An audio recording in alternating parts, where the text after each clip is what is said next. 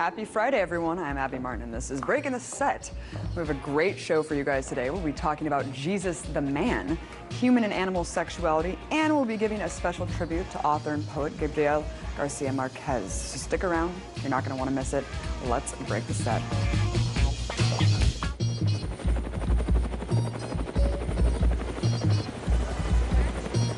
It was a terrible mistake, and we're working very hard to make up for it. And once again, we put something on the air. It's a flat-out lie. Have you ever had sex with Governor Rick Perry? No, wait. Do not answer that. I want you to watch what we're about to do because you've never seen anything like this on television.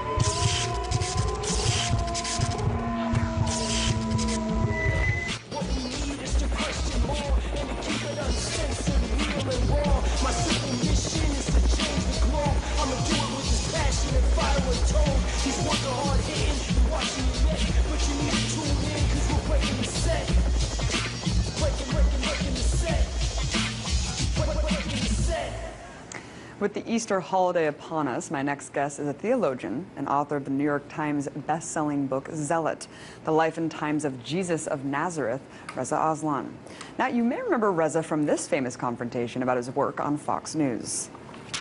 I want to clarify, you're a Muslim, so why did you write a book about the founder of Christianity?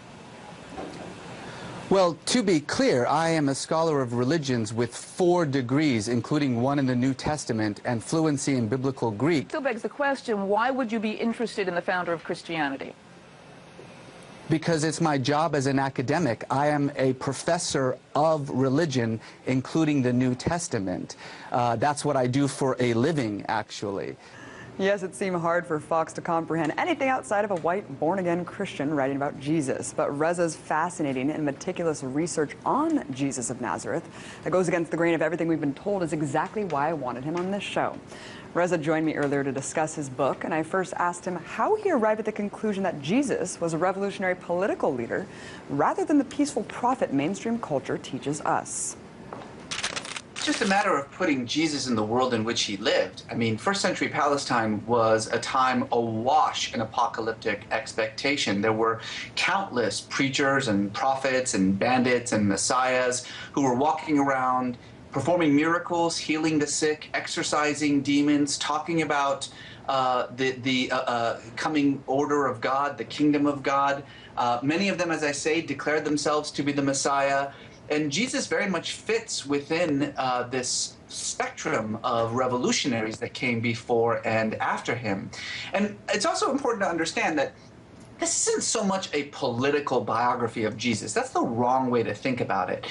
In Jesus' time, there is absolutely no difference between religion and politics. I don't mean to say that they use the same language or exist in the same field. I literally mean there is no difference whatsoever between religion and politics. They are one and the same. So this book is a reminder to people of something that they should already know, which is that every seemingly religious word that came out of Jesus' mouth had clear, unmistakable political ramifications. And this is a reminder of what those political ramifications would have been. What was the advantage for the early Christian church and even today's church to downplay kind of these more radical elements of Jesus' life? There's this conscious effort in the Gospels to spiritualize Jesus' message. The kingdom of God, it's not a real kingdom, it's a heavenly kingdom, etc., etc. And then the other thing, too, is to sort of de-Judify Jesus. In other words, you don't want to keep preaching this gospel to Jews whose religion is no longer a legitimate religion in the Roman Empire. You want to start preaching it to non-Jews, to Romans. And to do that, you also have to sort of remove some of the overt Jewish quality of Jesus's teachings and turn them into abstract ethical principles that all people can abide by. That's what the Gospels represent, a deliberate attempt to de-emphasize Jesus's Judaism and to de-emphasize some of the more radical political connotations to his teachings.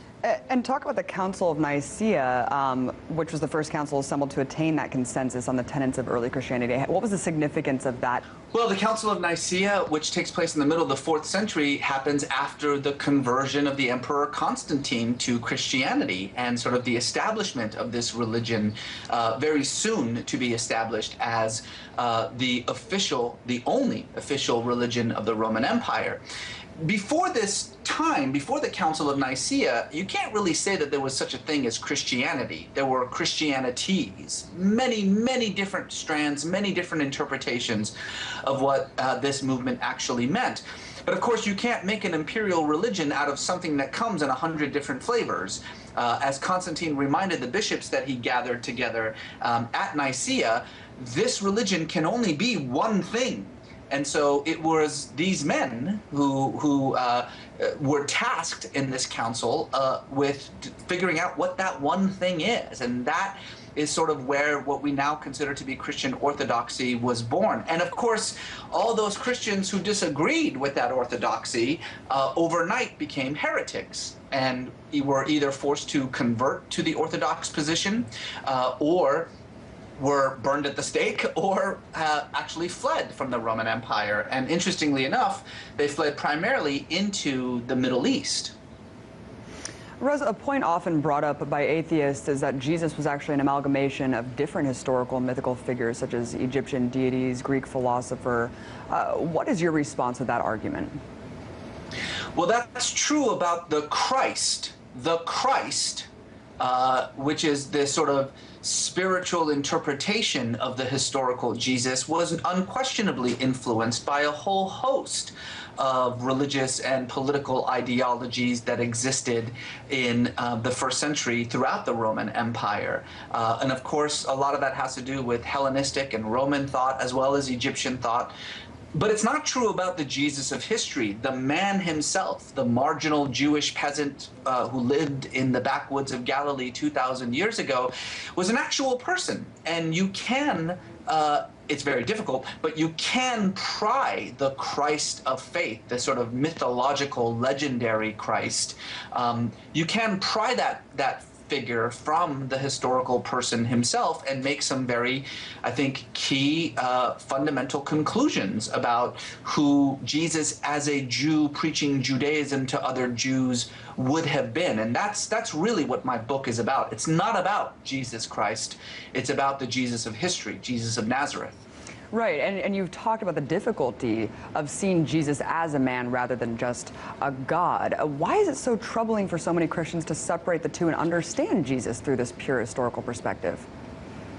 Well, the foundation of Christianity is that Jesus is both fully God and fully man, that he is both these things at once. And frankly, that's a mystery that is very difficult for the human mind to wrap itself around. I mean, the God part of Jesus subsumes the man part. It becomes very difficult to think of him as having human emotions or, for that matter, human motivations, because after all, while he may have been in human form, he was God, and so therefore his words and actions are eternal and universal. Context plays no role in figuring out who he was or what he meant. He is acontextual. He has always existed and will always exist.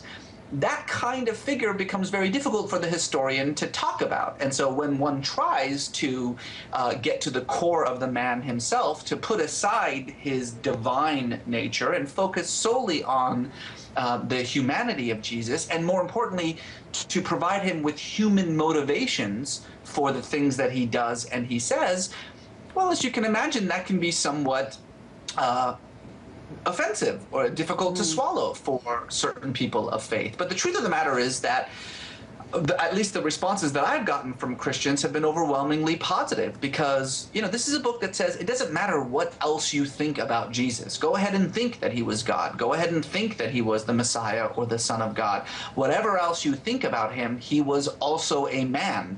And if he was a man, he lived in a specific time and place, and that time and place shaped who he was. And so this is a book about that time and place and the influence that it would have had on a poor Galilean peasant like Jesus. Interesting. Your book has been criticized by some scholars as merely being an imaginative reconstruction of Jesus' life.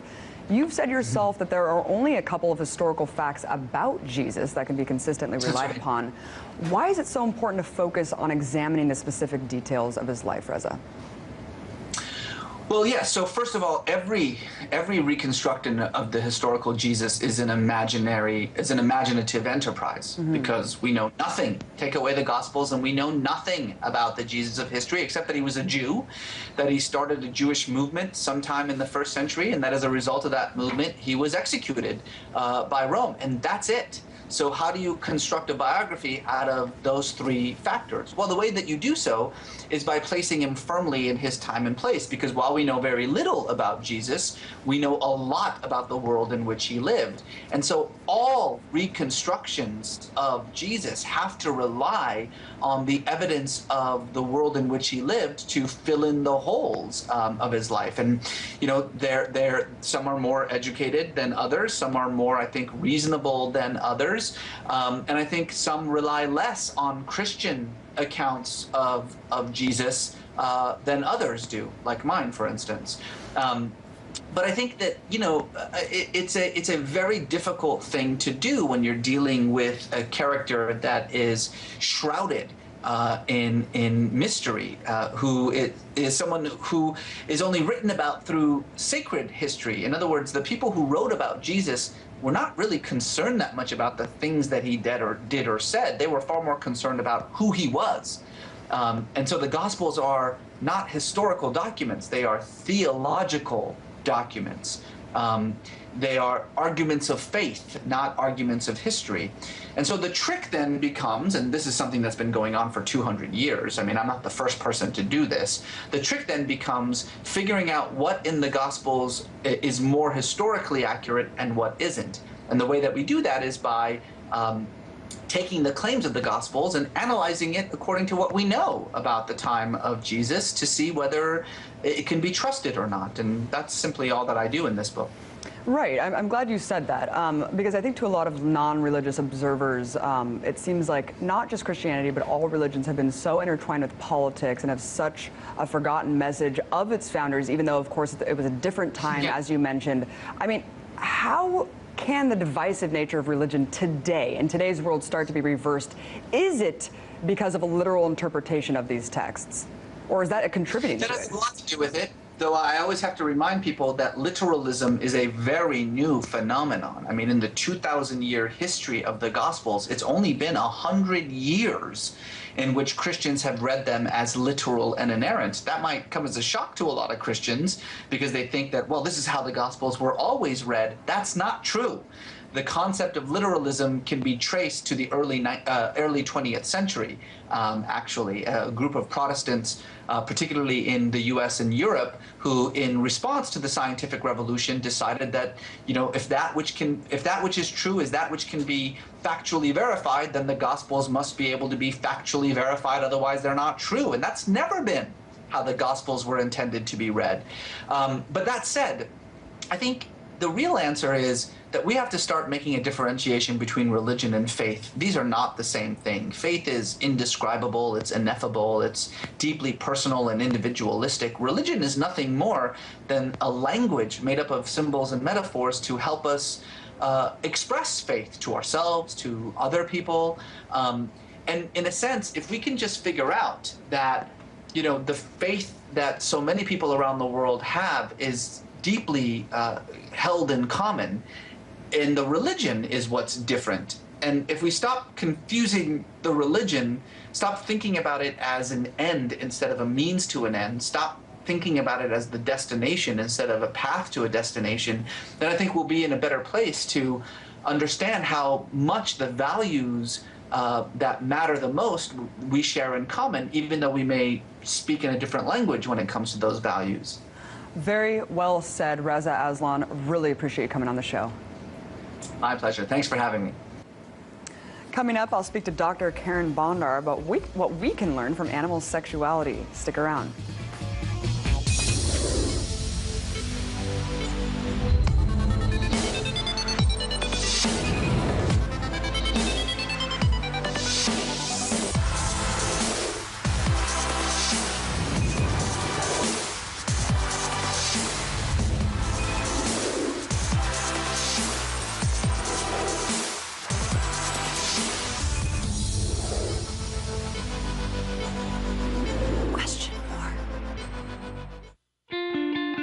your thoughts on what's been going on in Washington? Well, it's a mess, Larry. I mean, the whole country is being scoffed at and laughed at. Enough is enough. The media, the candidates, the corporatocracy, covering issues that actually affect you and me doesn't do too much for ad revenue. Biotech agriculture giant takes on a 76-year-old American farmer based in Indiana. How much fallout do you think this is going to create for the CIA? Do you think this is what's triggering the crisis? America's the largest economy in the world. It's also the largest debtor nation in the history of the world. Breaking the Set is mostly about alternatives to the status quo, but one that gave real alternatives a voice. One minute they were working toward the American dream, the next they were just trying to survive the night. It's time for Americans and lawmakers in Washington to wake up and start talking about the real causes of poverty in America.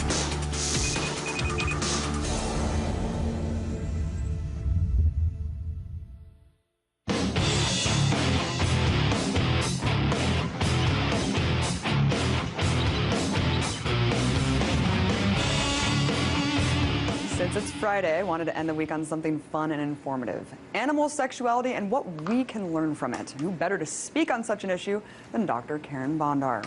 Bondar is a biologist and world-renowned expert in animal behavior, particularly when it comes to sex. Her independent web series called Wild Sex has gone viral, amassing over 12 million views, because as it turns out, people are really interested in seeing how other species copulate. And after hearing her TED Talk about the subject, so was I. So she joined me earlier to discuss this strange and wild world of the animal kingdom and why humans might not be so different after all. I started by asking her to go over the sexual behavior of a couple of her favorite animals. So the paper nautilus is this wonderful example that I like to use. This is an animal that's very closely related to squid and octopus. It's a cephalopod.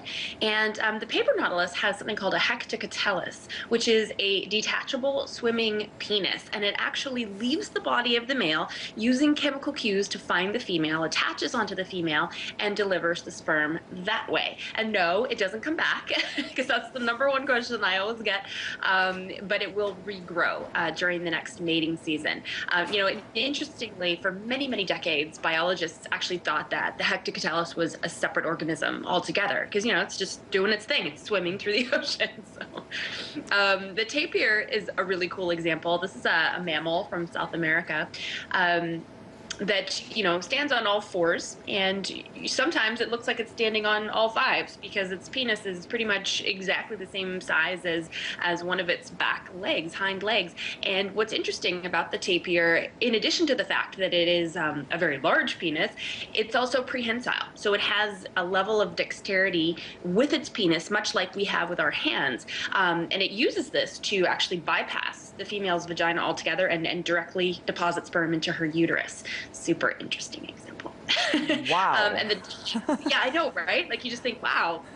You know, and I see a lot of the males in the audiences when I talk about these things. The males are like, well, I can't do that with mine. Amazing. Yeah, outline ducks really quickly before we move on. Sure. So the ducks is one of those really interesting coevolution scenarios. Males have a corkscrew. Well, the female's vagina is actually more of a corkscrew shape, whereas the penis is in a spiral shape. And this is something that goes from completely flaccid to ejaculation in less than a second. A really, really interesting example, first of all, based on the morphology of the penis and the vagina of the female, and then secondly, based on the behavior that's involved. If you've ever seen ducks having sex, that's not a fun thing to watch. It's very violent. It's very coercive. There's many males, one female, but she will have the last laugh because she can actually manipulate her postures to allow the sperm of certain suitors a better access to her ovaries. You've also talked at length about animals mimicking human sexual activities such as cross-dressing and birth control. Super fascinating. Can you give some examples of which animals exhibit this type of behavior? Yeah, sure. I love to think about these kinds of ideas where humans think of ourselves as being so different from the rest of the animal kingdom, when in fact we're really not. Cross-dressing in the human animal is something that's kind of interesting. We use, of course, clothes, makeup, hair dyes, things like this to appear as members of the opposite sex. Well, this happens in the animal kingdom all the time. And it could happen for different reasons. A lot of times young juvenile males, juvenile though sexually mature, or smaller I suppose I should say, they dress, if you will, as females in order to get close to females and stay out of the watchful eye of an alpha male that could be aggressive towards them. So they're doing it to be in disguise. Now, oftentimes females will appear as males in order to ward off unwanted sexual advances. So if they look like a male, chances are the really aggressive males are not going to be hitting on them as often, and this is a good strategy for a lot of females who are often coerced into sexual activity. The birth control example is something we see across many of the great ape species. And a lot of the females are ingesting compounds, whether it's through fruits or other vegetation, that are high in phytoestrogens. And in a lot of cases, and specifically with the olive baboons in Nigeria, these females are eating this black plum that shuts down the reproductive cycles altogether. And they could be eating any number of things, but when the plum is available, they go for the plum. And basically it's the pill for baboons. So it's perplexing biologically, but sometimes I like to think, you know, we need to give these animals a little more credit. We're not quite as different, you know, and maybe these are among our closest primate relatives. Maybe these ladies just want a break. Exactly, and I think that one of the biggest misconceptions as well out there is that dolphins are the only other animal that actually have sex for pleasure other than humans. Can you speak to the accuracy of that claim? Absolutely.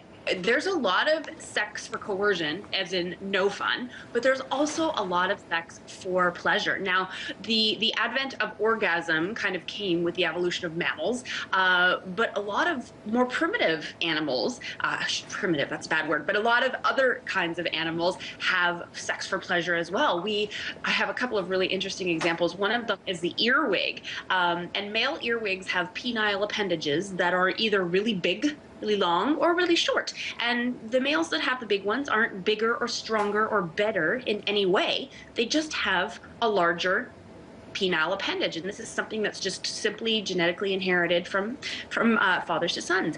And it's found that the females prefer to have sex with the males that have the longer appendages, and biologists have actually concluded that this is because it feels better. It's stimulating them in a way that is not happening with the males that have the shorter appendages.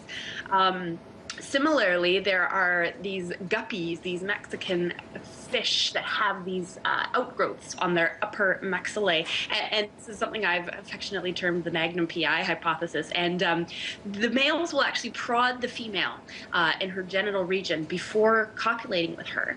And they're using this mustache to do that. And this is basically females choose to associate with and mate with the males that have these mustaches. So we can only assume that something about that genital prodding is affording these males some benefits. So I guess mustache ride goes beyond just the human species into these other ones. And of course, bonobo monkeys, don't they engage in oral sex as well? Oh, heavens. Oh, my word.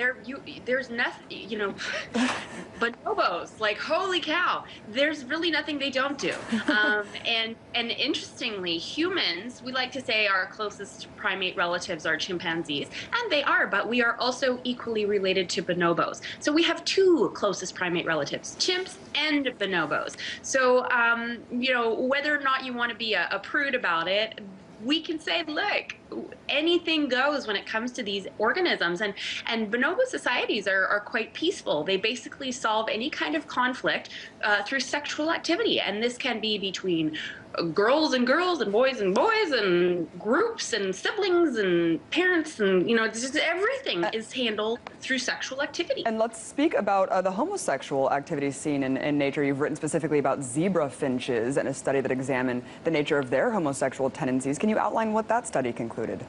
Yeah, so that was a very interesting study that looked at the pair bonding in zebra finches. And of course, these organisms are known to have long-term pair bonds. And so what biologists did is they manipulated the sex ratios and then found, of course, that, you know, when there is a shortage of females, that males will form long-term social bonds with each other that do include sexual activity. But what's interesting is that then they reintroduced females into the experimental arenas, but that had no effect. And so the males basically chose to remain together as a couple instead of allowing this female in. So that's very interesting. And just another note on homosexuality, you would be hard-pressed to find a species in the animal kingdom that does not engage in some level of homosexual behavior. It's absolutely everywhere. I wanted to play you a clip from an author I had on the show. His name's Christopher Ryan. He's discussing the evolution of human sexuality after studying bonobos, and here he is talking about the difference between males and females. Men and women also have differences in their sexual response, and women appear to be much more plastic in their response, which is to say that their erotic response responds more to social pressures, they're more situational. It's generally easier for women to suppress their sexual urges, so they sort of have more control over how they respond to things than men do. And this tends to extend to other mammals as well. Now, of course. Do you agree with his assessment there? I do. I think that it breaks down to a lot of basic biology in that females are generally known as the choosy sex. We produce very expensive eggs, and in the human case, we only drop one of those every month. And if that happens to be fertilized, we are out of commission for at least another 9 months. So it makes sense for us to have more control, be able to make more appropriate choices about our sexuality and who we are sharing our very expensive gametes with. Whereas males, on the other hand, of course, produce sperm, which is abundant and cheap, and they can keep producing it several times a day, every day, up until they die, right? And so it makes sense for males to not have such specific choosiness or control over their sex because they can just have more of it, and it's okay. Thank you so much. Incredible. Dr. Karen Bondar, biologist. I really appreciate you coming on. Thank you so much. It's a pleasure. Yesterday, the world lost another fighter, this time someone who wielded their weapon in the form of a pen. Gabriel Garcia Márquez was best known for his novels Love in the Time of Cholera and 100 Years of Solitude, both part of a body of work for which he was awarded the Nobel Peace Prize for Literature in 1982. As a native of Colombia, Márquez used his fame as an opportunity to draw attention to the struggling people of his continent. In a speech called The Solitude of Latin America, he pledged his solidarity with the people of Chile, who had incurred a CIA-backed coup nearly a decade prior and had since suffered under the brutal military dictatorship of Pinochet. Márquez was also a close friend of Fidel Castro, who described him as possessing, quote, the goodness of a child and a cosmic talent. And no sentiment rings more true than his belief in the infinite possibilities that are attainable in life.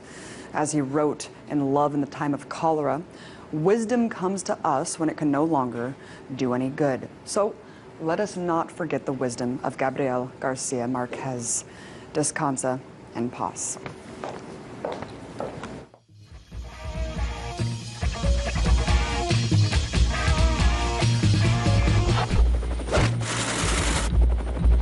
Yeah, I take no prisoners, you call it aggressive, but all I see is lies coming out in your message. I keep it all.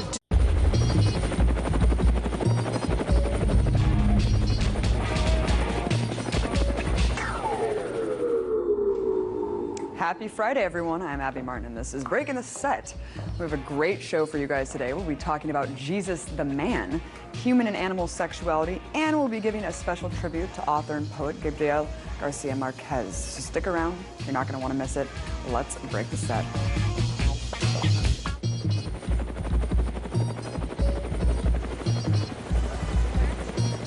It was a terrible mistake, and we're working very hard to make up for it. And once again, to put something on the air, it's a flat-out lie. Have you ever had sex with Governor Rick Perry? No, wait, do not answer that. I want you to watch what we're about to do. Well, to be clear, I am a scholar of religions with 4 degrees, including one in the New Testament and fluency in biblical Greek. Still begs the question, why would you be interested in the founder of Christianity? Because it's my job as an academic. I am a professor of religion, including the New Testament. That's what I do for a living, actually. Yes, it seemed hard for Fox to comprehend anything outside of a white, born-again Christian writing about Jesus. But Reza's fascinating and meticulous research on Jesus of Nazareth that goes against the grain of everything we've been told is exactly why I wanted him on this show. Reza joined me earlier to discuss his book, and I first asked him how he arrived at the conclusion that Jesus was a revolutionary political leader rather than the peaceful prophet mainstream culture teaches us. Just in the same field, I literally mean there is no difference whatsoever between religion and politics. They are one and the same. So this book is a reminder to people of something that they should already know, which is that every seemingly religious word that came out of Jesus's mouth had clear, unmistakable political ramifications. And this is a reminder of what those political ramifications would have been. What was the advantage for the early Christian church and even today's church to downplay kind of these more radical elements of Jesus's life? There's this conscious effort in the Gospels to spiritualize Jesus' message. The kingdom of God, it's not a real kingdom, it's a heavenly kingdom, etc., etc. And then the other thing, too, is to sort of de-Judify Jesus. In other words, you don't want to keep preaching this gospel to Jews whose matter of putting Jesus in the world in which he lived. I mean, first century Palestine was a time awash in apocalyptic expectation. There were countless preachers and prophets and bandits and messiahs who were walking around performing miracles, healing the sick, exorcising demons, talking about the coming order of God, the kingdom of God. Many of them, as I say, declared themselves to be the Messiah. And Jesus very much fits within this spectrum of revolutionaries that came before and after him. And it's also important to understand that this isn't so much a political biography of Jesus. That's the wrong way to think about it. In Jesus' time, there is absolutely no difference between religion and politics. I don't mean to say that they use the same language or exist. Never seen anything like this on television.